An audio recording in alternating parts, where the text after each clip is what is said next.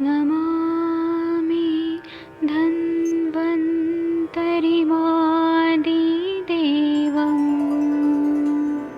सुरासुरैर्वन्दितपादपद्मम् लोके जरामृत्युनाशम्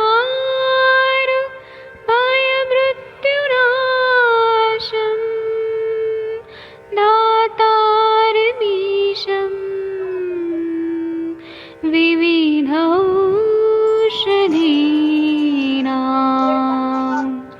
शङ्खं चक्रं जलौकां दधतं मृतघटं चारुतोर्भिश्चतुर्भिः सूक्ष्मस्वच्छादिरुद्यं शुकपरिविलसन् मौलिमम्भोजनेत्रम् कालाम्बोदोज्ज्वलाङ्गं कटितटविलसत् चारुपीताम्बराढ्यं वन्दे धन्वन्तरिन्तं निखिलगदमिव प्रौढदावाग्निनीलम्।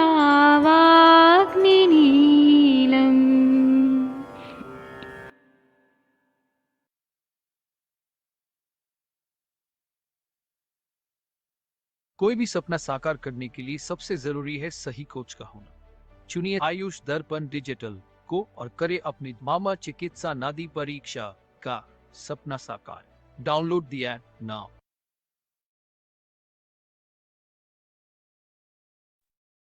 प्रणाम सभी लोगों को। मैं वैद्य अरविंद पाठक पुणे महाराष्ट्र से आप सभी लोगों का स्वागत करता हूं।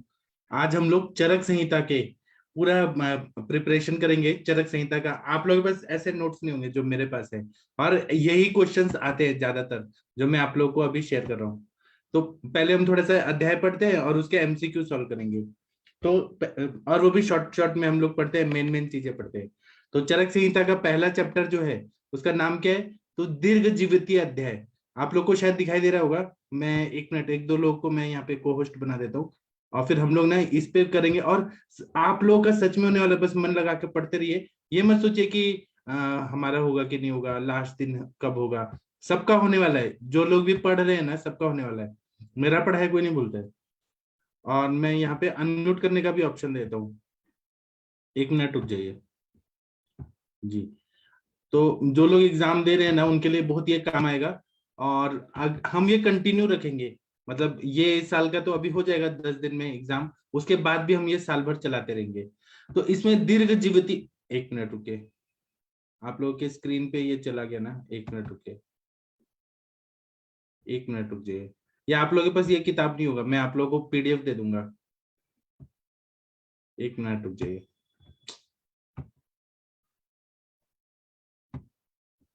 ये माई ड्राइव में, क्योंकि इसका बहुत बड़ा फाइल है ना, तो ये माई ड्राइव से मैंने निकाला है। एक मिनट बस रुक जाइए। इसमें सारे बीएचयू वगैरह के सबके पेपर्स हैं।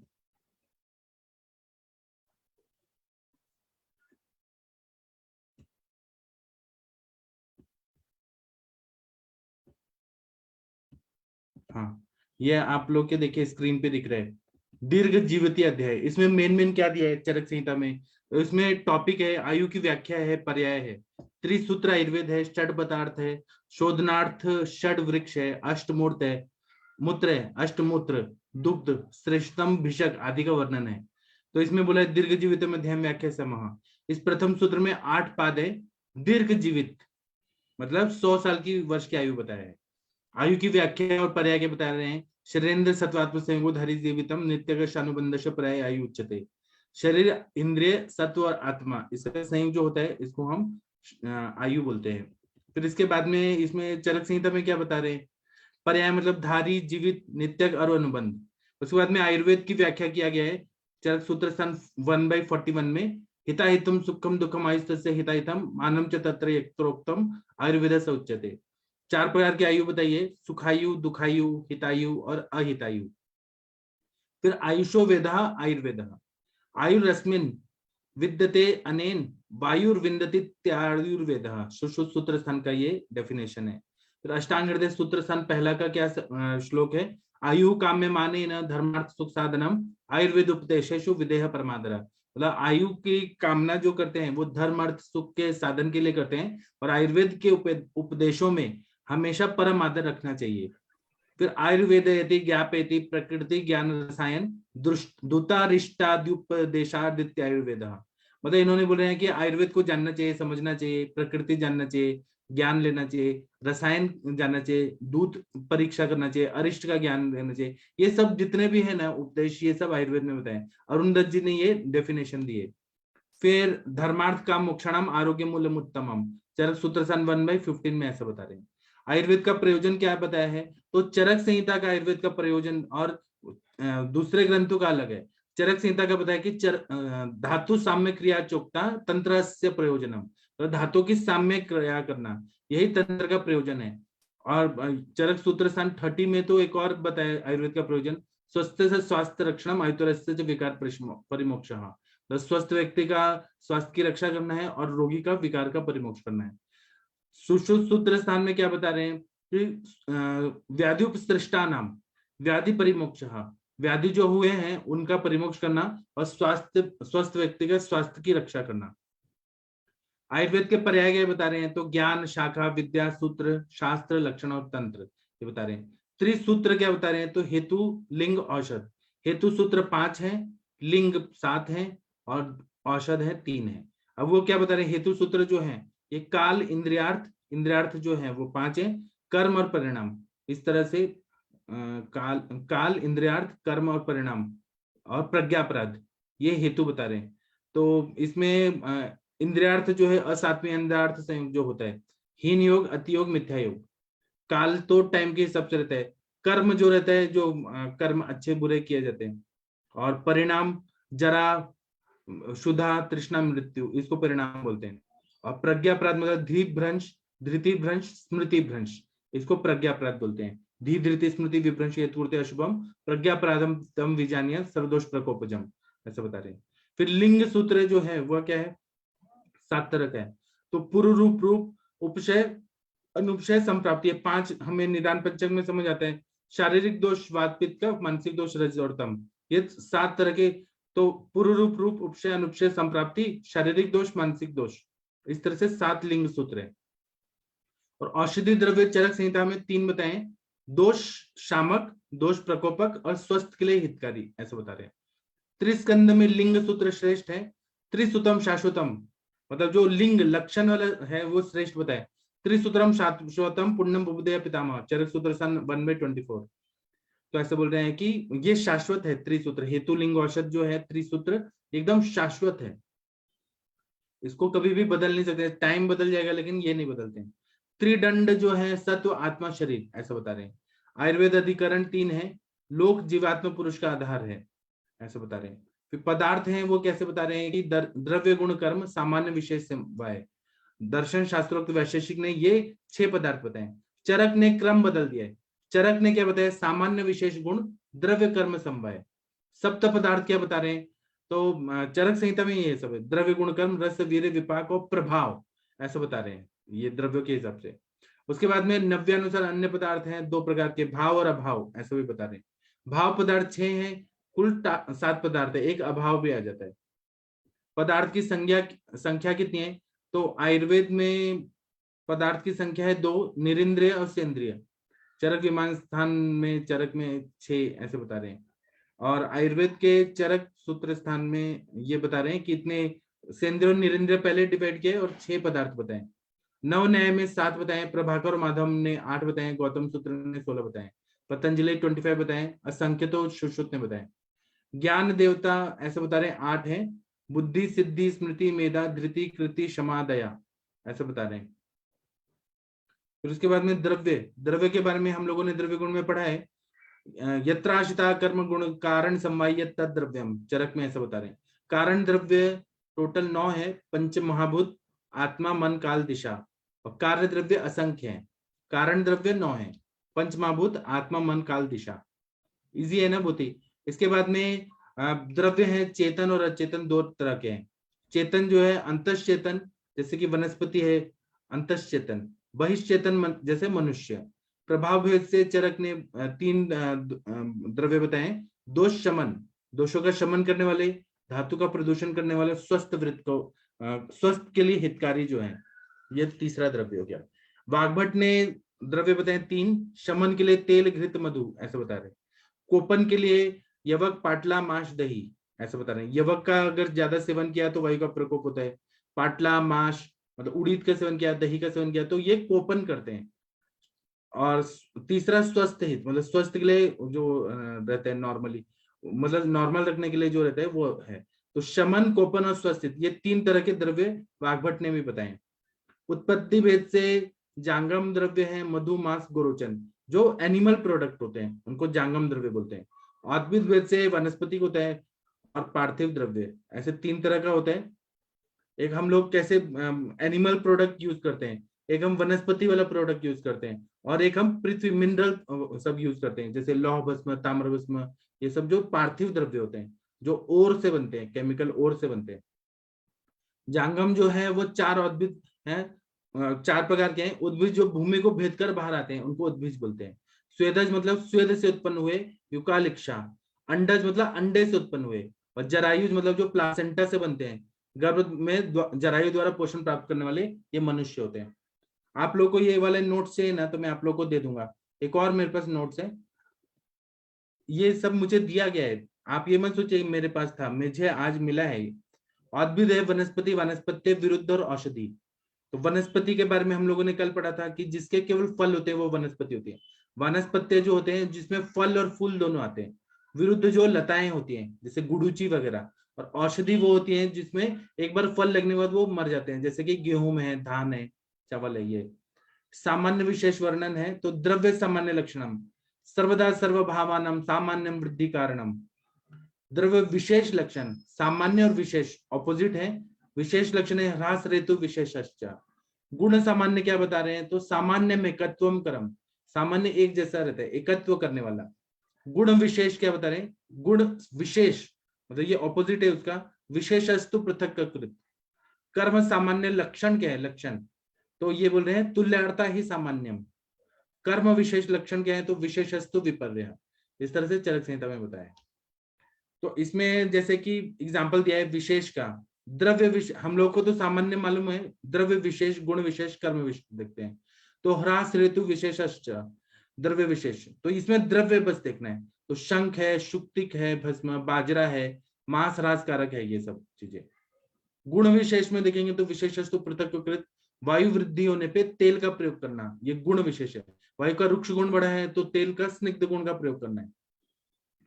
कर्म विशेष में हमें विशेषस्तु विपर्य, तो चलने से, बहुत वॉकिंग करने से कफ का क्षय होता है, जिम में जाने से, व्यायाम करने से कफ का क्षय होता है, ये कर्म विशेष हो गया। फिर उसके बाद में आता है सामान्य भेद।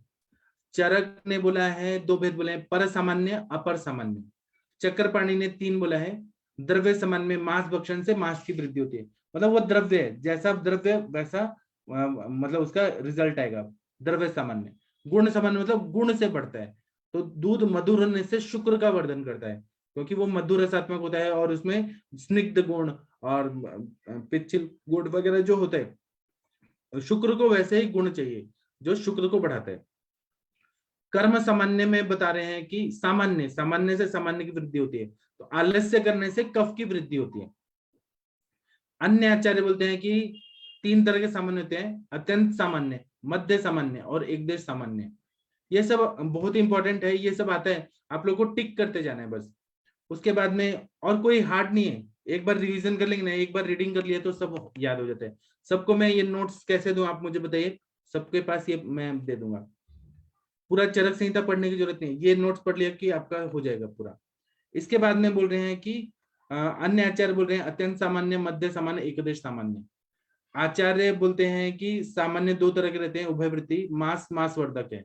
एक वृत्ति होती है कि घृत सेवन से अग्निवाह होने से वायु की वृद्धि होती है, और बैठे रहने से कफ कारक हो जाता है।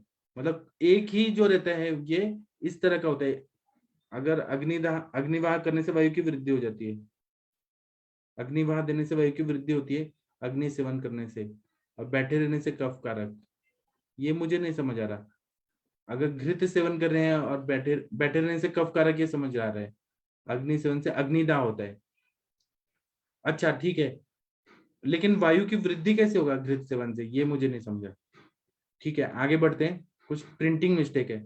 गुण बता रहे हैं, सार्था गुरुवादेव बुद्धि प्रज्ञानता परादेह गुणहा प्रोक्ता। गुण गणना देखेंगे तो आयुर्वेद बोलते हैं 41 गुण है, न्याय 24 गुण बोलता है, वैशेषिक 17 गुण बोलते हैं। तो इसमें गुरुवादी गुण जो है, गुरु मंद हिम स्निग्ध लक्षण सांद्र मृदु स्थिरा गुणा सूक्ष्म विशदा विंशति सब विपर्या। अष्टांग हृदय सूत्र स्थान 1/12 में बता रहे हैं। परादि गुण जो है, पर अपर संख्या संयोग विभाग पृथकत्व परिणाम युक्ति संस्कार और अभ्यास, ये 10 तरह के गुण परादि गुण है, ये चिकित्सीय गुण है। और पहले वाला जो बताया था शारीरिक गुण बताए थे, गुरु मंद हिम स्निग्ध लक्षण सांद्र मृदु स्थिरा गुणा सूक्ष्म विशदा विंशति सब विपर्या। और आध्यात्मिक गुण जो है वो आत्म गुण है, बुद्धि सुख दुख इच्छा द्वेष प्रयत्न, ये 6 गुण है। और इंद्रिय अर्थ देखेंगे तो शब्द स्पर्श रूप रसगंध, ये 5 है। इस तरह से 41 गुण इन्होंने बताए हैं। मतलब पहले 20 हो गया, फिर 10 हो गया 30, और ये 11, 6 आध्यात्मिक गुण हो गया, आत्मे के गुण, और 5 इंद्रियार्थ गुण। मूर्त गुण जो है वो 26 है, गुरुवादी गुण, पर अपरत शब्द छोड़ के सार्थ गुण। अमूर्त गुण है 10, आत्मा के 6 गुण, धर्म अधर्म संस्कार और शब्द, ये भी कुछ आचार्यों ने माने हैं। मूर्त और अमूर्त 5 है, संख्या परिणाम पृथकत्व संयोग विभाग, इस तरह से बता रहे हैं। फिर बता रहे हैं कर्म, कर्म बता रहे हैं कि कर्म क्या होता है, प्रयत्नादि कर्म चेष्टितम उच्यते, चरक सूत्र 1/49 में बताया। समवाय बताए हैं कि समवायो अपृथक भावो भूम्यादिरम गुणमता सनित्यो, ये समवाय है। मतलब समवाय जो रहता है ना, जैसे कि मिट्टी से मटका बनता है, ये समवाय कारण से, तो ये अपृथक भाव है, वह चीज नहीं हट सकता है, वो मिट्टी से ही मटका बनता है। फिर उसके बाद में द्रव्य लक्षण बता रहे हैं, यत्राशिता कर्म गुणः कारणम समवाय तद द्रव्यम, चरक सूत्र स्थान 1/51। क्रिया गुणवत समवाय कारणम द्रव्यम, सुश्रुत सूत्र स्थान 40 में बता रहे हैं। मतलब जो क्रिया और गुणवान रहता है और समवाय कारण से जुड़ा हुआ रहता है, वह द्रव्य रहता है। और चरक है कि यत्राशिता कर्म गुणः कारणम समवाय तद द्रव्यम, जिसके आश्रित कर्म और गुण रहते हैं, वह समवाय कारण से जो बनता है वह द्रव्य रहता है।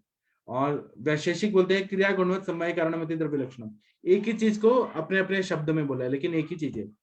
गुण लक्षण बता रहे समवाय तो निचेष्टा कारणम गुणा, चरक सूत्र सन 1/51। फिर इसके बाद में कर्म लक्षण बता रहे हैं, कर्म कौन से होते हैं, तो संयोगे च विभागे च कारणम, ये कर्म का लक्षण है। द्रव्यम आश्रितम, द्रव्य के आश्रित रहते हैं। कर्तव्य से क्रिया कर्म, जो किया कर्म किया जाता है उसको कर्तव्य से क्रिया कर्म ऐसे बोलते हैं। और फिर बोल रहे हैं, कहा गया कर्तव्य से क्रिया कर्म,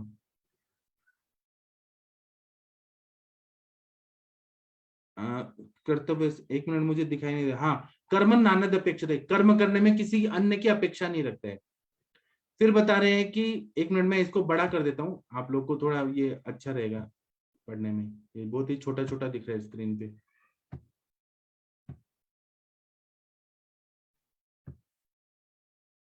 एक मिनट रुकिए, उसको मैं बड़ा कर देता हूँ।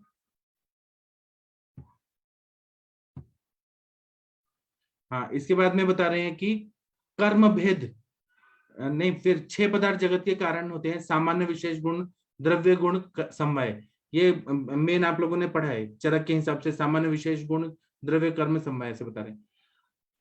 इसके बाद में कर्म भेद कणाद ने 5 बताए, उत्क्षेपण अपक्षेपण आकुंचन प्रसारण और गमन।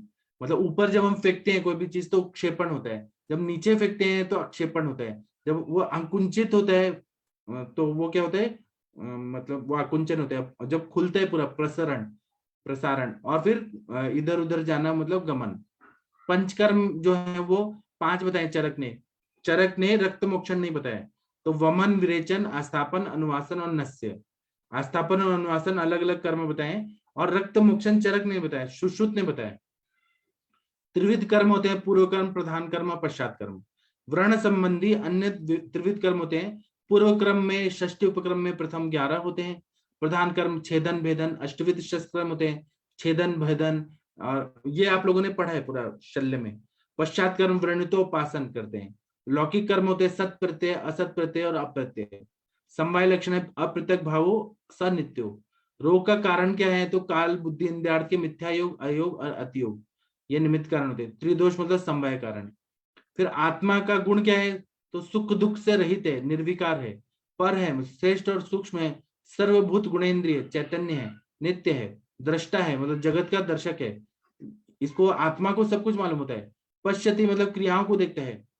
ये आत्मा के गुण है, मतलब परमात्मा के गुण है।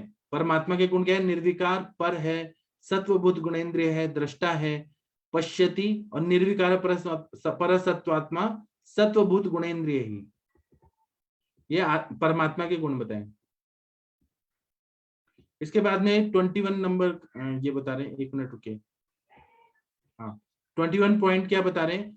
दोषा वायु पित्तम कफश्चोक्त शरीरो दोष संग्रह मानस पुनः दुरुदिष्टो रजस्तम एवच। वायु पित्तम कफश्चोक्त त्रयोदोषा समासतः। चरक सूत्र स्थान में क्या बता रहे हैं 1/57 में कि दोष 3 है, वायु पित्त कफ, ये शारीरिक दोष है। और मानस दोष क्या है? तो रज और तम। फिर वाग्भट सूत्र स्थान पहला में क्या बता रहे हैं? वायु पित्तम कफश्चोक्त त्रयोदोषा समासतः। इसके बाद में शारीरिक रोग जो है चिकित्सा सूत्र में दैव युक्ति व्यपाश्रय ऐसा बता रहे हैं। मानस रोग के लिए ज्ञान, विज्ञान, धैर्य, स्मृति, समाधि भी ऐसा बता रहे हैं। मतलब जब शारीरिक रोग की चिकित्सा करते हैं तो दैव व्यपाश्रय या युक्ति व्यपाश्रय चिकित्सा करना है। और मानस रोग के लिए चिकित्सा सूत्र चरक में बोल रहे हैं कि ज्ञान, विज्ञान मतलब वो कौन है, आत्मा, अध्यात्म, इसके बारे में जानना चाहिए, साइंस के हिसाब से सोचना चाहिए, धैर्य रखना चाहिए, स्मृति रखना चाहिए और समाधि, ये सबसे मानस रोग की चिकित्सा होती है। वाग्भट सूत्र स्थान पहला में बता रहे हैं मानस रोग के लिए क्या बता रहे हैं कि धी धैर्य आत्मादि विज्ञान मनोदोषोषद परम। रोग का आश्रय क्या बोल रहे हैं? तो शरीर सत्व मन संयम जब व्याधिनाम आश्रय मता तथा सुखानाम योगस्तु सुखानाम कारणम समा। काल, बुद्धि और इंद्रियार्थ के समय रूप से सुख की प्राप्ति होती है। फिर आते हैं रस। रस नार्थो रसस्तस्य द्रव्योपस्थितिश तथा। जिह्वा से ग्राह्य जो विषय होते हैं, जल जो होता है उत्पत्ति में कारण होता है और पृथ्वी जो होता है उत्पत्ति में कारण होता है। जल और पृथ्वी यही जीवा के ग्राह्य विषय होते हैं। और आकाश, वायु, तेज होता है विशेष ज्ञान में कारण होते हैं। कोई आकाशीय द्रव्य ले, वायु और तेज वाले द्रव्य ले, जैसे तीखा ले लिया, कटु रसात्मक, तो विशेष ज्ञान में कारण होते हैं। लेकिन उत्पत्ति में जल और पृथ्वी यही कारण होता है रस के, रस का ज्ञान प्राप्त करने के लिए। फिर रस का भेद क्या बता रहे हैं? तो मधुर रस होता है वो पृथ्वी और जल प्रधान रहता है। अम्ल रस पृथ्वी और जल प्रधान रहता है। और कुछ लोग जल और तेज बताते हैं। लवण रस जल और तेज प्रधान चरक ने बोला है। और कुछ लोगों ने, सुश्रुत ने बोला पृथ्वी और तेज प्रधान लवण होता है। चरक और सुश्रुत के मतांतर में थोड़ा भेद है, इसको आप लोग देखिए। मतलब अम्ल रस में पृथ्वी यहाँ चरक बोलते हैं, सुश्रुत जल को बोलते हैं। लवण रस में जल बोलते हैं तो सुश्रुत पृथ्वी को बोलते हैं। ये थोड़ा ऊपर नीचे है। बाकी कटु रस में वायु और तेज रहता है, अग्नि रहता है। तिक्त रस में वायु और आकाश रहता है। कषाय रस में वायु और पृथ्वी रहता है। और मधुर रस में पृथ्वी, जल। ये आप टेबल बना लीजिए, फिर आपको याद हो जाएगा।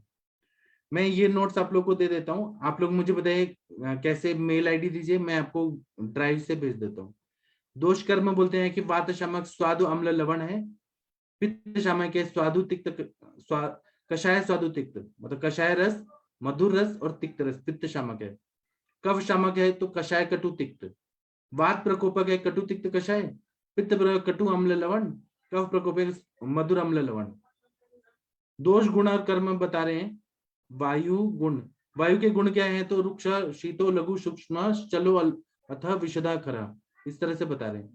आप लोगों को ये सब चीज मालूम है, ठीक है। इसके बाद में अव्यक्तो व्यक्त कर्माच रुक्ष, शीतो, लघु, खरा, तिरगो द्विगुणश्च रजो बहुल एवच। द्विगुण मतलब शब्द और स्पर्श, ऐसा वायु के इन्होंने सुश्रुत संहिता में बता रहे हैं। अष्टांग हृदय सूत्र स्थान वाला तो आप लोगों ने पढ़ा है, 6 गुण बताए।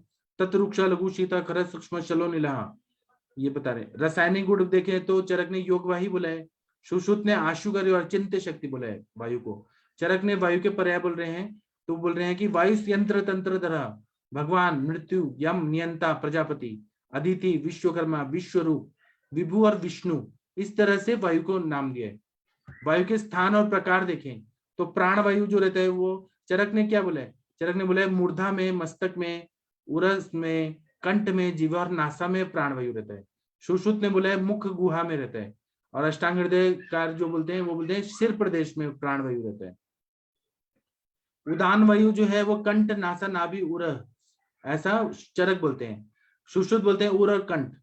अष्टांग हृदयकार भी उर और कंठ चरो ऐसा बोलते हैं उदान वायु को। समान वायु जो है कोष्ठ अंतर अग्निश्च पार्श्व ऐसा बता रहे हैं। सुश्रुत बोलते हैं कि आम और पक्वाशय में, आमाशय और पक्वाशय में समान वायु रहता है। और अष्टांग हृदयकार बोलते हैं अग्नि समय पर कोष्ठचर रहता है। व्यान वायु जो है हृदय में रहता है, संपूर्ण शरीर में रहता है, ऐसा चरक संहिता वाले मानते हैं, चरक संहिता में मानते हैं। और सुश्रुत में बोलते हैं रस संवहन का कार्य करते हैं। स्वेद सस्त्रिक श्रवण मतलब पसीना लाने का कार्य व्यान वायु करता है। और अष्टांग हृदयकार हृदय में ही व्यान वायु को मानते हैं। अपान वायु जो है वो श्रोणी बस्ती मेढ्र वृषण नाभि वंक्षण उरु गुदा, यहाँ पे अपान वायु मानते हैं। और सुश्रुत पक्वाशय में मानते हैं अपान वायु को, और अष्टांग हृदयकार गुद में मानते हैं। ठीक है, ये इन्होंने बता दिया। इसके बाद में वायु के विशेष स्थान, चरक सूत्र स्थान 20/8 में क्या बता रहे हैं कि वायु के विशेष स्थान क्या है। तो बस्ती, पुरुषाधान, कटी, शक्ति, अस्थियां और पक्वाशय, ये विशेष स्थान है वायु के। उसके बाद में सुश्रुत बोलते हैं कि श्रोणी और गुद है, ये वायु का विशेष स्थान है। अष्टांग हृदयकार बोलते हैं कि पक्वाशय, कटी, श्रोत्र, अस्थि, त्वचा। पक्वाशय तो मुख्य स्थान है, वायु नाभि के नीचे रहता है। पित्त जो है नाभि और हृदय के मध्य में रहता है। कफ जो रहता है वो हृदय के ऊपर रहता है। इसके बाद में वायु के 5 कर्म, कर्म बहुत इंपॉर्टेंट है। कर्म आप लोगों ने सब पढ़ा है कि प्राण वायु का कर्म क्या है, तो स्ठीवन करना, छींक आती है तो वो काम करना। उसके बाद में स्ठीवन शवतु थूकना, स्ठीवन मतलब छींक और शवतु मतलब थूकना, उद्गार मतलब ढकार, श्वास, आहार ग्रहण, ये प्राण वायु का कार्य है। उसके बाद में सुश्रुत निदान स्थान में बोल रहे हैं कि देह धारण करना, अन्न प्रवेश करना, प्राणों का अवलंबन करना, यह प्राण वायु का कार्य है। अष्टांग हृदयकार बोलते हैं कि बुद्धि इंद्रिय धारण करना, स्ठीवन करना और शब्द उद्गार करना, अन्न का प्रवेश करना, यह प्राण वायु का कार्य है। उदान वायु का कार्य चरक बोलते हैं कि वाक प्रवृत्ति, प्रयत्न, ये उदान वायु का कार्य है। सुश्रुत बोलते हैं कि भाषण और गायन, मतलब गाना है तो उदान वायु का कार्य रहता है। वाक प्रवृत्ति, प्रयत्न और ऊर्जा, ये उदान का कार्य है। और श्रेष्ठ कार्य क्या है उदान वायु का, तो ऊर्जा, जब भी पेशेंट कोई उत्साहित रहता है तो वहां पे उदान वायु का एक्शन होता है। तो ऊर्जा, बल और वर्ण, यह उदान का कार्य होता है। और अष्टांग हृदयकार बोलते हैं कि बल और वर्ण, स्मृति, ये कौन करता है, तो उदान करता है। व्यान वायु के बारे में क्या बता रहे हैं, शीघ्र गति, प्रसारण, आक्षेप, निमेष, आंखों को पलक खोलना और बंद करना, ये उन्मेष निमेष जो है ये व्यान वायु की वजह से होता है। शीघ्र गति और प्रसारण करना, ये सब कौन करते हैं, तो व्यान वायु करता है।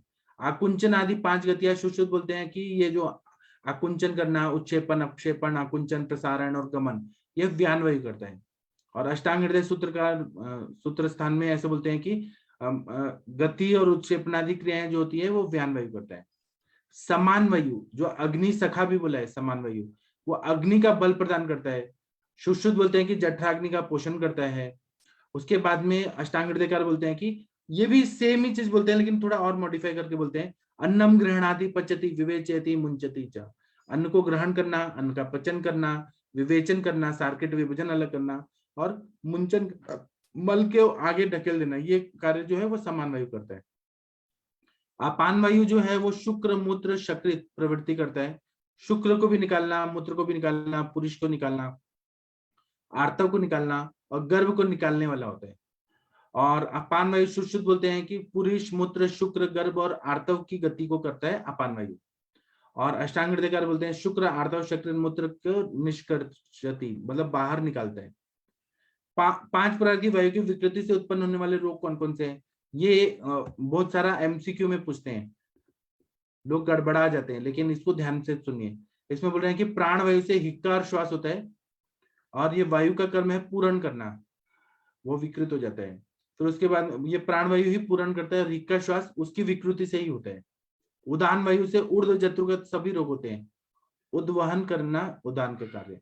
व्यान से सर्व शरीर के रोग होते हैं, और प्रस्पंदन करना, जो भी हमारा आर्टरीज और वेन्स को आप टच करिए तो उसमें जो स्पंदन है पूरा वो व्यान वायु की वजह से हो रहा है, जो हमारे पल्स रेट है वो व्यान वायु की वजह से है।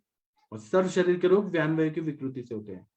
समान वायु की विकृति से गुल्म और अग्निसाद होता है, और विवेक मतलब माइंड में जो विवेक, इंटेलिजेंस है वो समान वायु से होता है, ऐसा सुश्रुत बोलते हैं। उसके बाद में अपान वायु के प्रकोप से बस्ती रोग और गुद रोग होते हैं, और ये इसका कर्म है धारण करना। फिर वायु के कर्म चरक सूत्र स्थान 18 में 49 में क्या बता रहे हैं? उत्साहोश्वासानी निश्वास चेष्टा धातु होते ही समा मोक्षो गतिमतम वायु कर्म विकारजम, ऐसे बोलते हैं। उत्साह लाना, उच्छ्वास श्वास लेना, ब्रीदिंग करना, श्वास चेष्टा धातु गति समान, धातुओं की गति को समान रखना, ये सब जो है ये वायु के कर्म रहते हैं। प्राकृतिक वायु के कर्म क्या बता रहे हैं? तो वात का पक्वाश है श्रोणी गुद, सुश्रुत बोलते हैं, श्रोणी और गुद है वायु का स्थान है। वाग्भट पक्वाशय को वायु का स्थान बोलते हैं, काश्यप पक्वाशय को वायु का स्थान बोलते हैं। पित्त का स्थान चरक बोलते हैं आमाशय है, सुश्रुत बोलते हैं पक्वाशय मध्य है, वाग्भट बोलते हैं नाभि है, और काश्यप बोलते हैं आमाशय है। कफ का स्थान चरक बोलते हैं उर प्रदेश है, सुश्रुत बोलते हैं आमाशय है, वाग्भट बोलते हैं उर है, काश्यप बोलते हैं हृदय है। अब पित्त का कर्म, पित्त के कर्म है तो चरक सूत्र स्थान में क्या बता रहे हैं कि दर्शनम पक्ति रुष्मा च देह शुद्ध तृष्णा देह मार्दवम प्रभा प्रसादो मेधा च पित्त कर्म विकारजम। चरक ने लघु विस्तर की जगह अम्ल और कटु रस बताया पित्त का। पित्त का गुण क्या बताया चरक सूत्र स्थान में? गुणः ससे मुष्णम तीक्ष्णम द्रवम अम्लम सरम कटु पित्तम तीक्ष्णम द्रवम पुति नीलम पित्तम तथैव च उष्णम कटु रसम चैव विदग्धम चाम्लम एव च। ये बोल रहे हैं कि मतलब पित्त जो रहता है ना वो सस्नेह युक्त रहता है, उष्ण रहता है, तीक्ष्ण रहता है, द्रव रहता है, अम्ल सर और कटु रहता है। मतलब चरक ने अम्ल और कटु ये चीज बताया, वाग्भट ने लघु और विस्त्र गुण बताया, और सुश्रुत में बोला पित्तम तीक्ष्णम द्रवम पुति नीलम पित्तम तथैव च उष्णम कटु रसम च विदग्धम चाम्लम एव च। और अष्टांग हृदयकार बोलते हैं पित्तम सस्नेह तीक्ष्णोष्णम, थोड़ा सस्नेह युक्त रहता है, तीक्ष्ण और उष्ण रहता है, लघु विश्रम सरम द्रवम, ऐसा बता रहे हैं। रासायनिक गुण देखेंगे तो कटु विस्त्र कटु और विदग्धावस्था में अम्ल हो जाता है। मतलब अगर पित्त जो है वो विदग्धावस्था में गया, कच्चा कच्चा पित्त रहा तो अम्ल हो जाता है, एसिडिक हो जाता है बहुत ज्यादा। पित्त के प्रकार क्या बता रहे हैं? तो पित्त के प्रकार हैं 5। पाचक पित्त, उसका स्थान क्या बताया? पक्वाशय मध्य, और कर्म है पक्तिकृत, मतलब खाना पचाने का कार्य जो रहता है वो पाचक पित्त करता है। रंजक पित्त जो होता है यकृत और प्लीहा में सुश्रुत बताते हैं, वो रागकृत, और वाग्भट बोलते हैं आमाशय में रंजक पित्त होता है। कलर देने का कार्य होता है, रस को रक्त में कन्वर्ट करने में कलर देने का कार्य रंजक पित्त करता है। साधक पित्त हृदय में रहता है, मेधाकृत, इंटेलिजेंस बढ़ाता है। भ्राजक पित्त जो रहता है वो त्वचा में रहता है। अब यहाँ पे हृदय जो है वो हार्ट, जो उर प्रदेश में हार्ट रहता है उसको भी बोलते हैं मस्तिष्क में रहने वाला, भेल बोलते हैं, मस्तिष्क में रहने वाला भी हृदय रहता है। तो मेधाकृत इसलिए समझ आता है कि इंटेलिजेंस बढ़ाना है तो साधक पित्त का ही कार्य होता है। भ्राजक पित्त होता है वो त्वचा में रहता है, उष्मकृत, शरीर में हीट मेंटेन रखता है। आलोचक पित्त नेत्र में रहता है, तेजाकृत, ऐसा बता रहे हैं। पित्त स्थान क्या है? तो चरक में बोल रहे हैं स्वेद रस लसिका रक्त, विशेषकर आमाशय में पित्त रहता है। पसीने में स्वेद में रहता है, रस में लसिका और रक्त में रहता है। सुश्रुत बोलते हैं पित्त का स्थान पक्वाशय मध्य है। अष्टांग हृदय सूत्र स्थान में बता रहे हैं नाभि, आमाशय, स्वेद, लसिका, रुधिर, रस, दृष्टि, त्वचा, विशेषतः नाभि प्रदेश में पित्त रहता है। फिर इसके बाद में कफ के स्थान हम पढ़ के फिर एमसीक्यू सॉल्व करेंगे। कफ का गुण क्या बता रहे हैं? तो गुरु शीत मृदु स्निग्ध मधुर स्थिर पिच्छला श्लेष्मा श्वेतो गुरु स्निग्ध पिच्छला शीत एवच। मतलब चरक ने लक्षण मिश्रण की जगह गुरु और पिच्छिल गुण बता दिया है। रासायनिक गुण देखते हैं, सामान्य अवस्था में मधुर रहता है कफ, और दूषित अवस्था में लवण रसात्मक कफ हो जाता है। सूत्र स्थान 21 में बता रहे हैं। स्निग्धा शीत गुरु मंदस लक्षण मिश्रण स्थिरा कफ, अष्टांग हृदय सूत्र स्थान 1/12 में बता रहे हैं। फिर इसके प्रकार हैं तो क्लेदक कफ आमाशय में रहता है, अन्न का संघात और क्लेदन करता है। अवलंबक कफ उर प्रदेश में रहता है, हृदय और त्रिक में रहता है। और श्लेषक कफ जो रहता है संधियों में रहता है। बुधा कफ रसना में रहता है, जीवा में रहता है। तर्पक कफ सिर में रहता है। कफ के कर्म क्या बता रहे हैं? स्नेहो बंध स्थिरत्वम च गौरवम वृषताम बलम क्षमाधृति लोभश्च कफ कर्म विकारजम। मतलब स्नेह करना, बंधन देना, स्थिरत्व लाना, गुरुता लाना, वृषता शुक्र बढ़ाना, बल देना, क्षमा, धृति धारणा शक्ति, लोभ, ये कफ के कर्म बता रहे हैं। कफ के विशेष स्थान है उर स्थल शिर ग्रीवा पर्व आमाशय मेद, ये कफ के स्थान चरक ने बोल रहे हैं। विशेष स्थान उर प्रदेश बता रहे हैं। सुश्रुत आमाशय में विशेष स्थान बता रहे हैं। अष्टांग हृदय सूत्र स्थान में बोल रहे हैं कि उरक कंठ शिरक लोम परव आमाशय धातु ग्राण जीवा, ये सब जो है ये कफ के स्थान है। अभी हम एमसीक्यू थोड़ा सॉल्व करते हैं। ये आप लोगों को पढ़ना है तो मूलिनी फलिनी ये सब हम कल करेंगे, एक ही दिन में सब नहीं करेंगे। अभी हम थोड़ा एमसीक्यू देखते हैं। 104 नंबर का जो पेज है उसमें देखते हैं। क्या है ना, पूरा आयुर्वेद पढ़ने में तो बहुत साल लगते हैं, 12 साल भी कम पढ़ते हैं, लेकिन हमें पढ़ते रहना चाहिए। एमसीक्यू में क्या पता इसमें से ही कुछ आ जाए। पूरा अगर सोचेंगे कि पूरा पढ़ लें तो पूरा जिंदगी भी नहीं पूरा कंप्लीट होता है। कृपया म्यूट रखिए। हाँ, जो लोग एग्जाम दे रहे हैं उनका तो बहुत ही अच्छा हो जाएगा। जो लोग एग्जाम नहीं दे रहे हैं और एमओ की तैयारी कर रहे हैं उनके लिए भी काम आएगा अगले साल के लिए। जो लोग प्रैक्टिशनर हैं उनके लिए भी काम आएगा। तो ये सभी के लिए जो क्लास हो रही है सबके लिए फायदा होगा। अब इन्होंने बोल रहे हैं कि चरक संहिता का 1/3 भाग अनुपलब्ध था। मतलब जब आजादी मिली ना तो चरक संहिता के बहुत सारे भाग जला दिए गए थे, अंग्रेजों ने नष्ट किए, मुस्लिम आक्रमण हुए तो नष्ट हो गए। तो हमारे पास 1/3 भाग नहीं था, 2/3 भाग ही हमारे पास था। फिर नाड़ी स्वेद की नलिका की लंबाई हाफ व्याम ऐसा बताया। शिलाजीत का सेवन का मध्य मात्रा हाफ पल है। एलादी गुटिका की मात्रा हाफ कर्ष है। केवल सुन लीजिए, आपके दिमाग में ये रहेगा याद, रट्टा मारने की जरूरत नहीं है, बस सुन लीजिए। अमृत प्राशगृत है, हाफ प्रस्त बोला है। मधु और शर्करा हाफ तुला के साथ लेना है। तृतीय सर्पी गुड़ है, हाफ तुला सीता के साथ लेना है। और आधा कर्ष वर्धमान नागबला रसायन ऐसे लेने के लिए बोला है। फिर प्रारंभ मात्रा प्रतिदिन बढ़ाने की मात्रा ऐसे बता रहे हैं, आधा कर्ष से नागबला रसायन को बढ़ाना है। फिर इसके बाद में गुड़ अदरक प्रयोग जो है शोथ में बताया, गुड़ और अदरक का प्रयोग शोथ विकार में बताया। मात्रा है आधा पल। ज्यादातर आप जो भी मेडिसिन देखेंगे ना चरक संहिता में तो आधा पल ये सब बताया। प्रतिदिन आधा पल से बढ़ाना है। वर्धमान आद्रक स्वरस जो है शोथ में बोल रहे हैं हाफ पल या प्रतिदिन हाफ पल से बढ़ाना है। अभ्यारिष्ट में हरित की है आधा प्रस्त। रासना में रासना अजामास हाफ तुला। कल्याणक गुड़ में गुड़ है हाफ तुला। ये हाफ का हमेशा याद रखिए, ये क्वेश्चन जब भी आएगा ना चरक से रिलेटेड तो ऐसा बोलेगा। फिर उसके बाद में फलिनी में नस्यार्थ एक द्रव्य है। स्नैक धूमपान दिन में एक बार करने के लिए बोल रहे हैं। वमन में स्नेहपान के बाद विश्राम काल 1 दिन होता है। मतलब घी पी लिया फिर विश्राम काल का पूछते हैं एमसीक्यू में कि विश्राम काल कितने दिन का होता है, 1 दिन, ये याद रखिए। नाड़ी स्वेद नलिका की लंबाई 1 व्याम होती है, 1 मीटर तक होती है। हिन मतलब 1.5 मीटर तक इतना 1 व्याम होता है। हिन शुद्धि में अन्न काल 1 होता है। विरेचनार्थ त्रिविध काल की मात्रा होती है 1 कर्ष। उरुस्तंभ अतत्व विनिवेश संन्यास प्रत्येक का 1 भेद है। शर्क रासव में संख्या 1 है। भद्रकाव्य के अनुसार रस संख्या ये आया नहीं।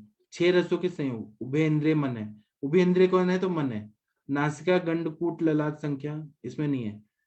मज्जा प्रमाण एक अंजलि है। जातकर्म संस्कार ये सब टॉपिक आपको देखना है। शिलाजित अवर मात्रा सेवन 1 कर्ष। शिलाजित प्रवर मात्रा सेवन 1 पल। शिलाजित अवर मात्रा सेवन काल 1 सप्ताह। दंती हरित की मात्रा 1 पल 1 प्रस्त दोष विरेचन। कुष्ठ में 1 मास के बाद विरेचन करना है। मध्वासव 1 प्रस्त मधुर सीता के साथ प्रयोग करना है। फिर इसके बाद में कनक बिंदवारिष्ट 1 मास सेवन करना है, महाकुष्ठ नष्ट हो जाता है। 1 द्रोण खदिर कषाय ऐसे बोल रहे हैं लेना है, उसमें बैठना है 1 द्रोण खदिर कषाय में। सिद्ध हर लेप है 1 मास प्रयोग करना है, 9 किलास नष्ट हो जाता है। अपस्मार का वेग जो होता है 1 पक्ष 1 मास पर आता है। 1 वर्ष पुराना शतक्षीण जो रहता है वो याप्य रहता है। 1 साल पुराना जो शतक्षीण का रोगी है ना वो याप्य हो जाता है, उसको ठीक करना बहुत मुश्किल हो जाता है। एलादी गुटिका जो है उसमें सीता मधुर और खजूर है। मृत्यु का 1 पल है और एलादी गुटिका 1 अक्ष की मात्रा में लेने के लिए बोला है। द्वितीय सर्पी गुड़ है 1 आड़क मात्रा, इसकी मात्रा 1 पल है। चतुर्थ सर्पी गुड़ है घृत 1 आड़क बोला है, सीता 1 तुला। 1 ये याद रखिए हमेशा। पंचम सर्पी मोदक है गोघृत 1 प्रस्त। शाड़व में 1 ही प्रकार का लवण है। वर्धमान नागबला रसायन की कुल सेवन मात्रा 1 पल है, काल 1 मास है। शोथ में उटनी का दूध प्रयोग 1 सप्ताह या 1 मास तक बोला है। अष्टाशत अरिष्ट पुराण गुण जो है वो 1 तुला की मात्रा में लेना है। फिर पुनर्नवा अरिष्ट में 1 प्रस्त मधु डाला हुआ है। सब एक एक ही दिया है चरक में। पुनर्नवाद्यरिष्ट एक प्लस मधु, कंस हरित की मात्रा एक हरित की, उदर में पटोल मूलाद्य चूर्ण है मात्रा एक पल, सब में एक पल, ये याद रखिएगा। उदर में एक सप्ताह माहिष मूत्र का प्रयोग करना है, एक मास तक उठनी का दूध का प्रयोग करना है। जलोदर में पथ्य एक वर्ष, उदर में तक का प्रयोग एक सप्ताह, एक दशा या एक पक्ष या एक मास, एक वन वाला चीज आप हमेशा याद रखिए। एक वर्ष पुराने अर्श कष्ट साध्य होते हैं, कृच्छ साध्य। अभ्यारिष्ट में आमलकी एक प्रस्त होता है, फलारिष्ट हरित और आमलकी में एक प्रस्त, कनकारिष्ट में आमलकी एक तुला, पिच्छाबस्ती में एक प्रस्त दूध, मधुकासव में मधु पुष्प एक द्रोण, पिंडासव गुड़ एक प्रस्त, मध्वरिष्ट एक आढ़व मधु, मध्वारिष्ट मतलब मधु से बनाया हुआ जो मध्वारिष्ट रहते एक आढ़क मधु, दाड़िम अधिकृत है, दाड़िम एक गुणाव, पांडु में गोमूत्र और त्रिफला एक क्या एक योग है। फिर धात्रा की मात्रा एक कर्ष, पिपल्याधिकृत की मात्रा एक पल मात्रा, गंध हस्ती अगत में गो अश्व पित्त की भावना एक सप्ताह तक देना है। अष्टांग लवण में एक ही प्रकार का लवण है, 8 लवण नहीं, एक ही प्रकार का लवण है। द्विरुत्तर हिंगवादी चूर्ण का में हिंग की मात्रा एक भाग है। खदरादी गुटिका में खदिर एक तुला है। सेंधवादी तेल में एक ही प्रकार का लवण है जो सेंधा नमक है। जीवने घृत की मात्रा एक अक्ष है। वमनहीन शोधन मानिकी एक प्रस्त, मतलब हम लोग शोधन कर रहे हैं ना, तो एक मानिकी परीक्षा करते हैं तो एक प्रस्त ही हीन शोधन होता है।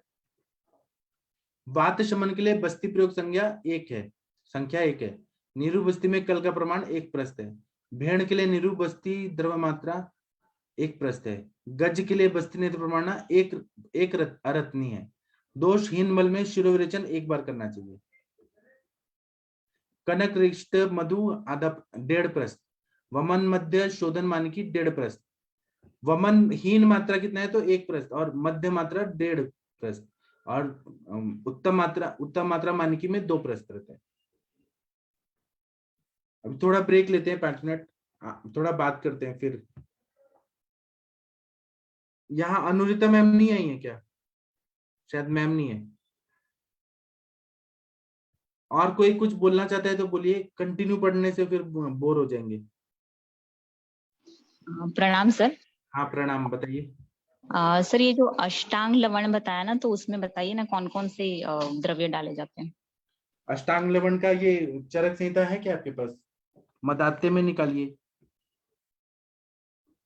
आप 1 मिनट रुकिए, चरक संहिता खोलना पड़ेगा। 1 मिनट रुकिए, मदात्ते में बताया। किसी के पास है तो खोलिए प्लीज।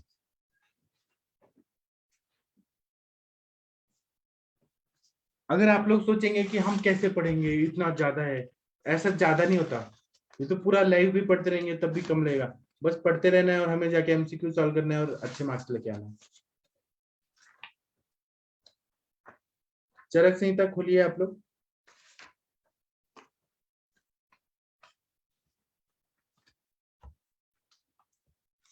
मैं 1 मिनट खोल के बता रहा हूँ आपको, 2 मिनट रुकिए।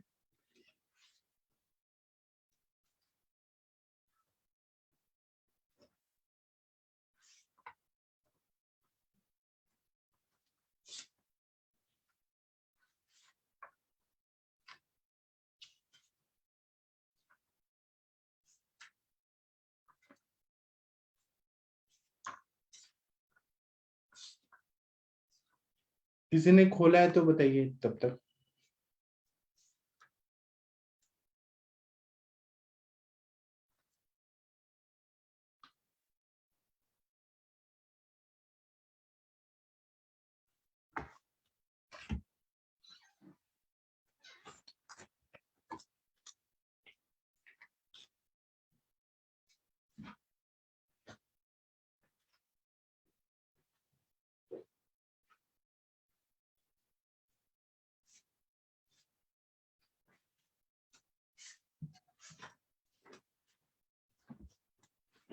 कपच मदात्य में बताया है। आप लोग को ये किताब चाहिए क्या? ये वाला, ये बहुत अच्छा किताब है, मैं आप लोग को दे देता हूँ। अष्टांग लवण 647 पेज।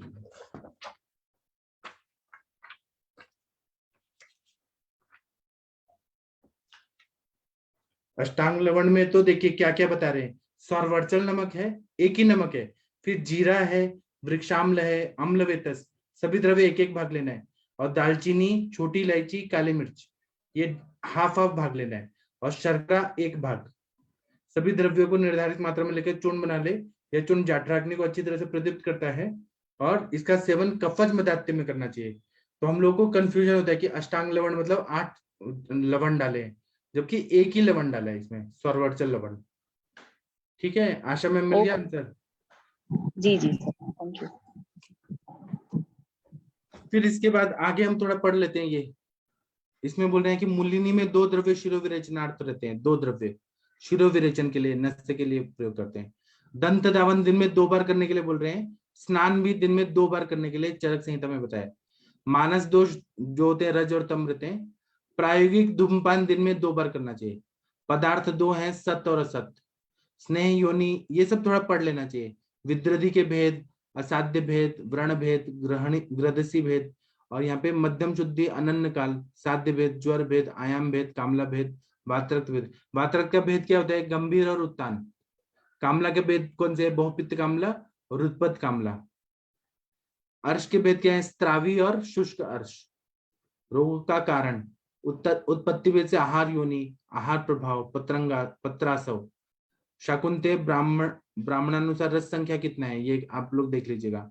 वीर्य भेद, पूर्व भेद, रक्तपित्त मार्ग, ये सब हमें देखना है। फिर उसके ये तो बहुत ही ज्यादा चीज दिया है इसमें। फिर बोल रहे हैं कृमि के भेद देखना है हमें। कृमि टोटल 20 टाइप्स के रहते हैं, उसमें रक्तज कृमि, श्लेष्मज कृमि, पुरीषज कृमि, ये सब रहते हैं। फिर वीर्य के कितने भेद हैं? तो उष्ण और शीत, और बाकी कुछ आचार्यों ने 8 वीर्यवाद ऐसे माने, 8 वीर्य। ठीक है, स्त्रोतस के प्रकार देखना है। चरक ने कितना बोला है स्त्रोतस, सुश्रुत ने कितना बोला है, वो देख लीजिएगा। फिर उसके बाद में परिषद के कितने भेद हैं, वाद के कितने भेद हैं, छल के कितने भेद हैं, देश भेद, मन के गुण कितने हैं, दिविस्पर्श, तालु अस्थि संख्या कितना है, आत्मजन संख्या कितना है, ये सब हम छोड़ते हैं, आगे बढ़ते हैं। एमसीक्यू थोड़ा सॉल्व करते हैं। हाँ, ये बहुत इंपॉर्टेंट है।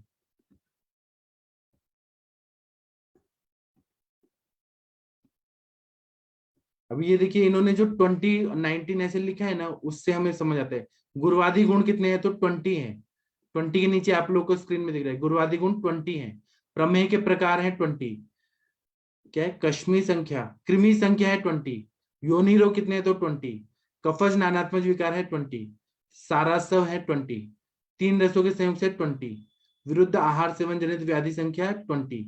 मातृश्च भाव 20। पाणीपाद शलाका संख्या 20। नानात्मक भेद से व्रण प्रकार 20। वायु आवरण 20। मदन फल के लेह, मोदक और उत्कारिका से योग 20। सुधाकल्प कितने हैं? तो 20। विरेचन मध्यम शुद्धि कितना है? तो 20। फिर अब 21 आ रहे हैं, तो कितना है? तो स्थावर विष संख्या कितना है? तो 21। अच्छा, आप समझ आए, इसमें बुक में ऐसे है। आत्मज भाव कितने हैं? तो 22। 23 है, क्षेत्र में 23 तत्व हैं। दुष्ट प्रतिशय जन्य उपद्रव 23। चरक शारीर स्थान में प्रश्न संख्या 23। स्नेह की प्रविचारणा कितनी है? तो 24। चतुर्विंशति पुरुष में तत्व कितने? तो 24। दंत परशुका स्थलकारभूत संख्या है 24। विशेष चिकित्सा का उपक्रम कितना है? तो 24। ये 24 संख्या याद रखिए कौन कौन से हैं। दोष भेद से व्रण प्रकार कितने हैं? तो 24। विरेचन धूमपान में कितना धूम्र नेत्र की लंबाई है? तो 24। इसके बाद में 25 जो है वो कौन से हैं? तो यथावृत्त यथा क्षीण दोषेशु भेद है 25। दंती हरित में दंती हरित की और चित्रक है 25 पल, ऐसा बता रहे हैं।